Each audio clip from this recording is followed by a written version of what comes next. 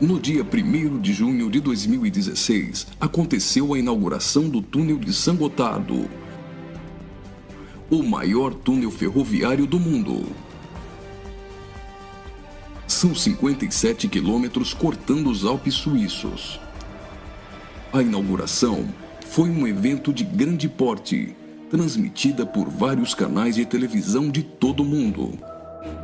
A cerimônia teve uma apresentação artística, como a das aberturas de Copas do Mundo ou de Olimpíadas. A encenação, intitulada Sacre do Gotardo, foi carregada de elementos do ocultismo, além de trazer mensagens de uma nova ordem mundial. Muitas autoridades e a Nata Econômica Europeia participaram dessa solenidade. Dentre as personalidades presentes estavam o presidente da Suíça, Johann Schneider, a chanceler da Alemanha, Angela Merkel, o presidente da França, François Hollande, e o primeiro-ministro da Itália, Matteo Renzi. A inauguração do túnel teve ainda uma celebração ecumênica e recebeu a bênção sacerdotal de um rabino do judaísmo, de um imã do islamismo, de um padre da Igreja Católica e de uma pastora luterana. Vamos analisar alguns elementos dessa celebração bizarra, que muitos analistas chamaram de inauguração da nova ordem mundial. Na primeira parte, em ambiente fechado, a humanidade é representada por uma marcha de zumbis, pronta para receber ordens. Surge então um anjo na forma de bebê. Aparentemente, este representa Lúcifer. O anjo caído já começa a apresentar semelhanças com Baphomet, que é um dos principais símbolos de Satanás em algumas linhas de culto pagão. Observe, dentre as personalidades presentes, esse sujeito, portando um cetro e vestido com traje de algum tipo de organização ou irmandade. Ele traz um broche com a figura de um bode que deve representar também Baphomet. A cerimônia macabra evolui para a aparição de um homem-bode, representando um demônio-chefe. Esse demônio exerce autoridade e liderança sobre outros demônios que são liberados pelo mundo, representado aqui pela ferrovia. Por essa ferrovia, passam vários períodos da humanidade, revivendo alguns tipos de sociedades secretas e rituais pagãos dos celtas, da Grécia Antiga, do hinduísmo e principalmente do Egito Antigo. Observe ao fundo a figura do Sol, representando um dos principais objetos de adoração das culturas antigas. Sob a ordem do chefe, os demônios se lançam para cumprir sua missão na Terra. Aqui, vemos a representação de antigas sacerdotisas e místicos adoradores, todos sendo conduzidos pelo homem-bode. As sacerdotisas estão levando um cordeiro, como algo a ser oferecido em sacrifício.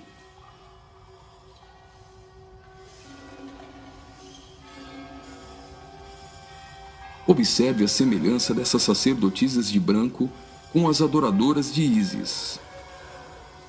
E nesta exaltação de muitas formas de adoração pagã, não poderia faltar a coroação da Rainha dos Céus.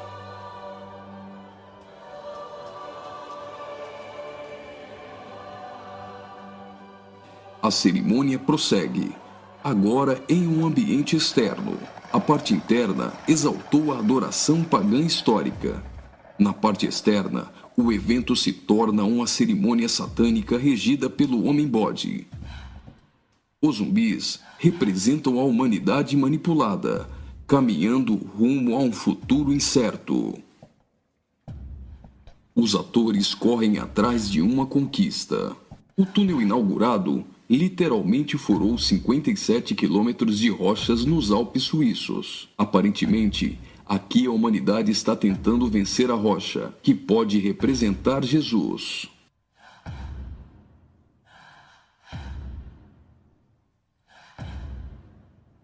Por várias vezes, eles investem desorganizadamente contra a rocha, mas todas as tentativas são frustradas.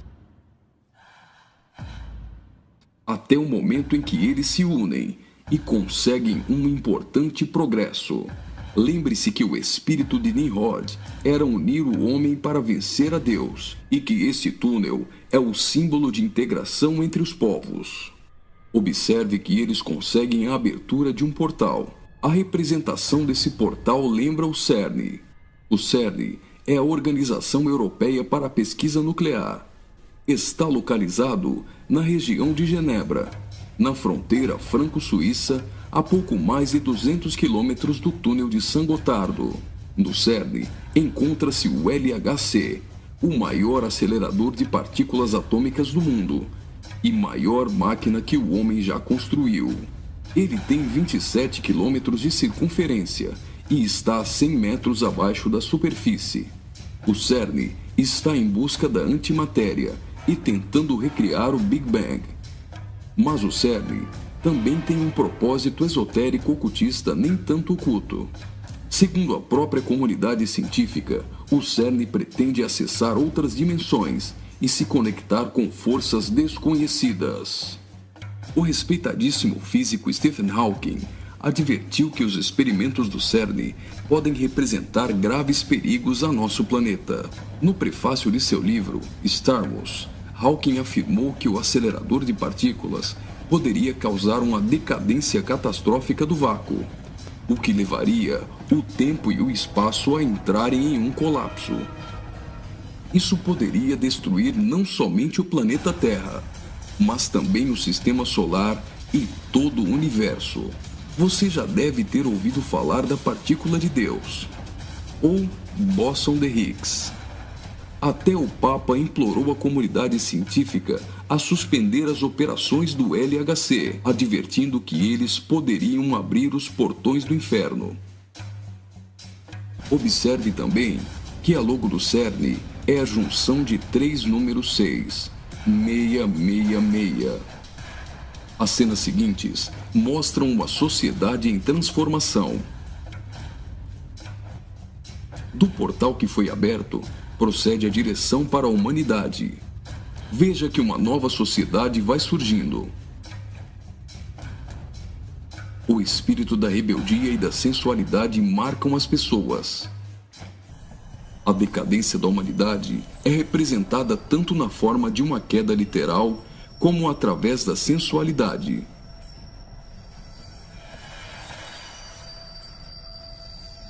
Do portal surge um corpo nu, e logo as pessoas ficam endemoniadas.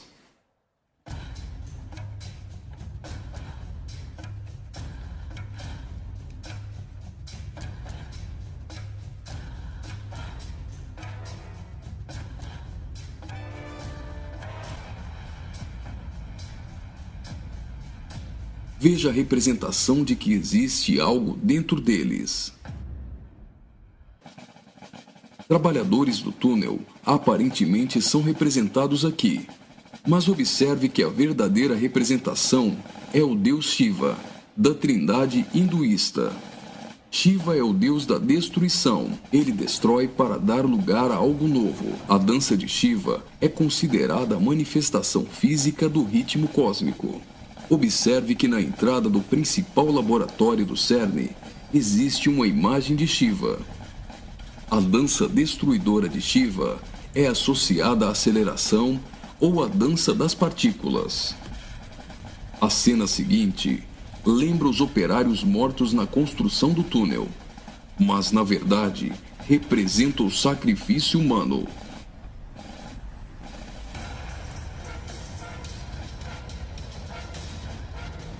Veja que os corpos são lançados para dentro do abismo.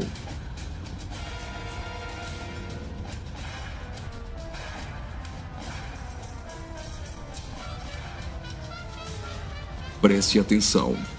Do fundo do abismo, as mãos vêm receber o sacrifício.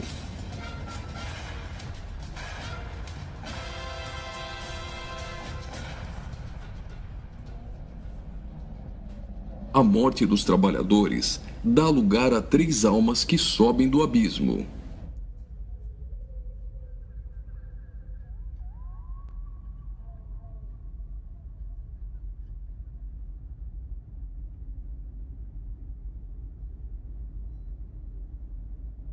surge então um enorme olho que tudo vê, ou o Olho de Horus, um importante símbolo usado pelos Illuminati.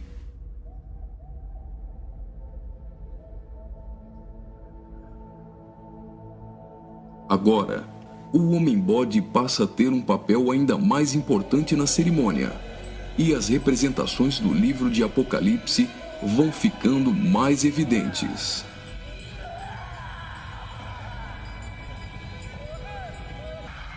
Veja como os demônios se parecem muito com o orixá Omolu. Do portal surge uma figura de um homem, misturada com a de um bode e 3 escaravelhos egípcios. O escaravelho simboliza o deus Khepri, o deus do sol nascente. Homem e bode se fundem, representando a encarnação de Satanás e o surgimento do anticristo. Ele não será um homem normal. Sua autoridade e poder provém do próprio Satanás. Uma personagem, aparentemente representando a deusa Ísis, surge para ungir o homem-bode, que é a própria besta. Como a cerimônia de coroação de um rei, a besta é ungida governante sobre todo o mundo. Observe novamente que os demônios lembram muito o orixá Omolu. Após receber o manto do espírito feminino de Ísis, a besta manifesta atitudes homossexuais. Ungido governante do mundo, a besta demonstra sua fúria contra todos e agita seus demônios.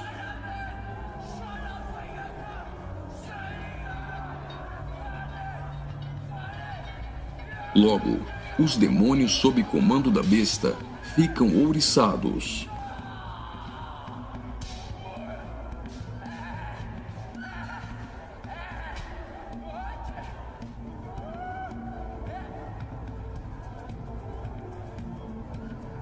Assim como está escrito em Apocalipse, a besta passa a ser adorada pelos homens e pelos demônios.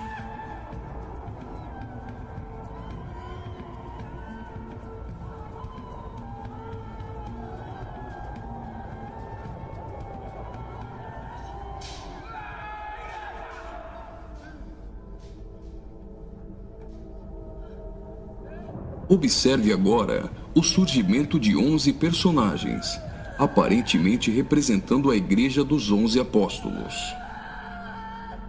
A besta terá autoridade para perseguir a Igreja e para matar os que não lhe adorarem.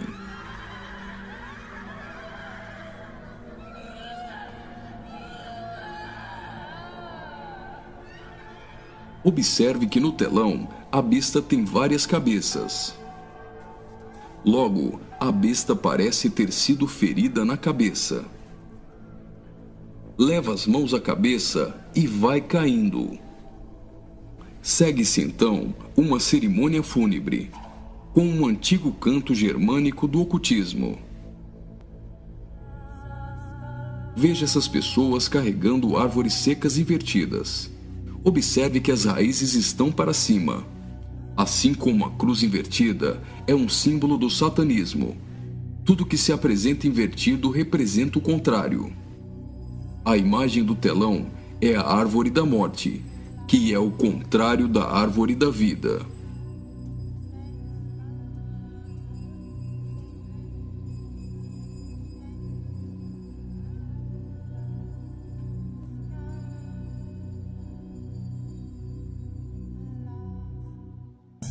A tecnologia é mostrada como um instrumento para manipular o homem. O avanço da ciência nos últimos dias foi profetizado por Daniel.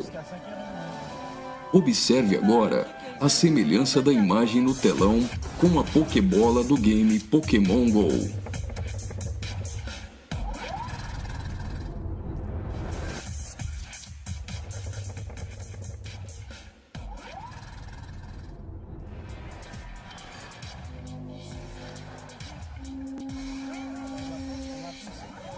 Enquanto na parte inferior da tela aparece uma segunda besta caminhando em direção à primeira, ao fundo surge a figura da grande meretriz.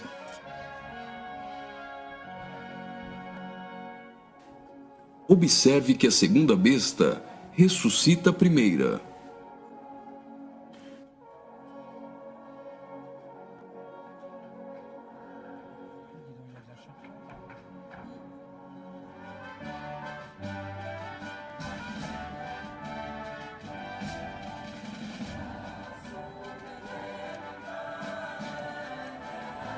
Note que os símbolos maçônicos estão presentes em várias partes da celebração. Aqui, temos o olho de Horus e o compasso com um esquadro. Os três personagens de cabeças grandes aparentemente representam as nações da Terra, os reis da Terra e os mercadores da Terra que foram embriagados e se prostituíram com uma grande meretriz. O relógio girando ao contrário provavelmente faz menção à profecia de Daniel, de que o anticristo mudaria os tempos, e fala da velocidade em que a nova ordem mundial será estabelecida. No auge da cerimônia, todos os personagens se lançam em adoração. Mas afinal, o que eles estão adorando?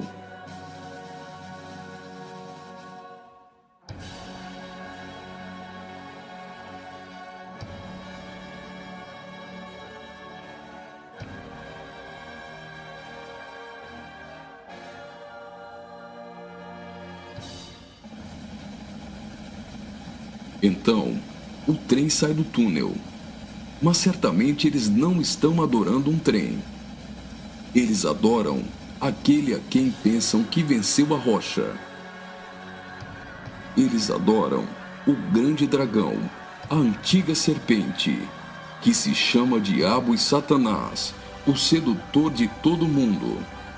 Pensam que Satanás venceu a Cristo.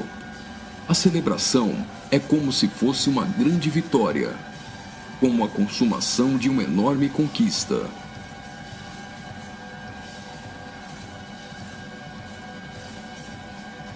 Observe mais uma vez no telão.